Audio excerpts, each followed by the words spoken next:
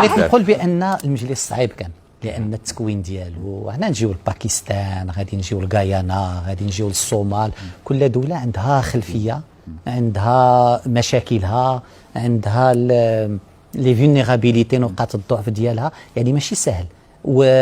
و يعني المجلس اللي قبل راه كانت عندنا فيه الامارات، كانوا دول اللي اليوم عندك فيه الجزائر، عندك فيه غايانا، عندك فيه باكستان، عندك فيه سلوفينيا، عندك فيه الدنمارك، يعني حتى الدول الاوروبيه اللي هاد مش يعني الدنمارك سلوفينيا واليونان، هادو هما الدول الاوروبيه اللي يعني ماشي البرتغال والدول اللي قريبه لنا بزاف. نفس الشيء بالنسبه في اسيا، كوريا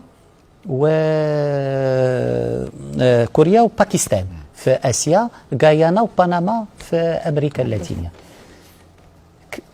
كاين الدول اللي كانوا مواقفها واضحه، امريكا، فرنسا، بريطانيا، هذو من البدايه، لان بعد الاشتغال اللي قام به جلاله الملك معهم وبشكل مباشر، هذه الدول هذه غيرت الموقف، وكانت في التوجهات ديال جلاله الملك بان هاد الثلاثه هما الاساس باش نقدروا باش جلاله الملك يدوز للمرحله المقبله اللي هي مرحله ديال القرار.